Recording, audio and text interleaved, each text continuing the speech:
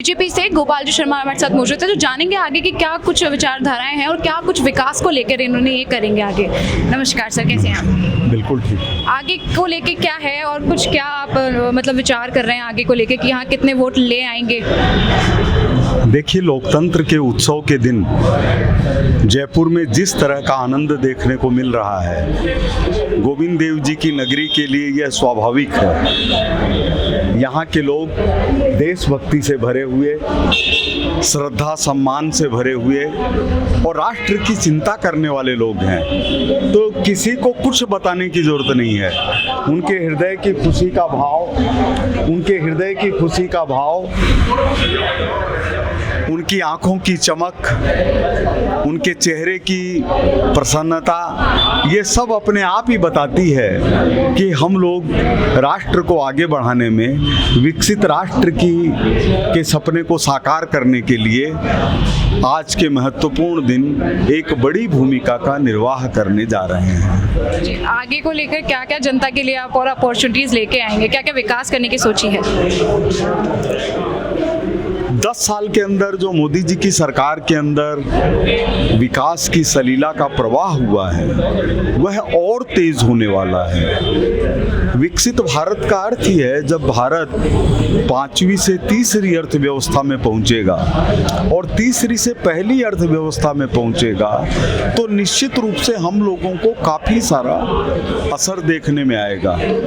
जैसे आर्थिक विकास की दर भारत की सबसे ज्यादा है विश्व में, किसी भी देश की नहीं है। सड़क निर्माण भारत का सबसे ज्यादा है, रेलवे ट्रैक का निर्माण सबसे ज्यादा है, जनता को रोजगार सबसे ज्यादा है। जिस तरह विकास के कार्य हुए हैं उसकी कोई सोच ही नहीं सकता। कोविड-19 से 150 करोड़ लोगों को बाहर निकालना यह कोई आसान बात नहीं थी, लेकिन कहीं भी बिना किसी तरह की परेशानी अनुभव किए और ऐसा माहौल बना कि जो अमेरिका, रूस, चीन जैसे देशों के लिए मुश्किल आया, वो भारत के अंदर नहीं आया।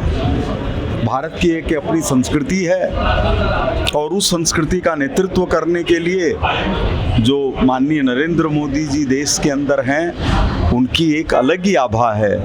विश्व के वे नेता बने हुए हैं, विश्व में उनको आदर के साथ देखा जाता है, ऐसा पहले कभी नहीं हुआ। जी, तो आपका कहना ये है कि इस बार भी मोदी सरकार ही आने वाली है?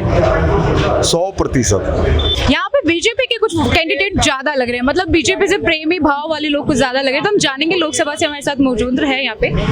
जी सर, क्या कुछ लग रहा है आने वाली वोटिंग को लेके कि हाँ कैसा माहौल दिख रहा है आज आपको यहाँ वोटिंग को? देखिए, जब तक माहौल का प्रश्न है, हम हारा और जीत के लिए नहीं लड़ रहे। जीत तो हमारी पहले दिन निश्चित हो गई थी जिस दिन कांग्रेस ने अपना उम्मीदवार बदला था। उसके बाद उनका जो कृत्य रहा, वो खुद ही सबसे पहले दिन से ये गा रहे हैं कि हारेगा सहारा श्याम बाबागत। तो जो हारेगा सहारा कह रहा है, वो हारा हुआ जब खुद को ही मान रहे हैं, तो हमारा जो आज की लड़ाई है वो हार और जीत की नहीं है, जीत और हार के अंतर की है। हम अंतर कितना रख पाते हैं, जितना अंतर बढ़ाएंगे वही हमारी जीत होगी। तो आगे और फ्यूचर में जनता के लिए क्या क्या और अपॉर्चुनिटीज लेके आएंगे, क्या क्या विकास करेंगे? और देखिए, जनता के विकास की जहाँ तक बात है, आप तुलना करेंगे कि पिछले 65-70 सालों में कांग्रेस ने जो राज किया और बीजेपी की केंद्र सरकार ने जो राज किया, उसके अंदर जितना विकास कार्य है 65-70 साल में कांग्रेस ने कराया है, तो उससे कहीं बहुत ज्यादा विकास कार्य भारतीय जनता पार्टी की सरकार ने किए हैं और आगे भी विभिन्न विषयों पर विकास कार्य करते रहेंगे। तो इस बार कितनी सीटें लेने का इरादा है आपका? देखिए, हम बता रहे हैं इस बार एनडीए 400 पार।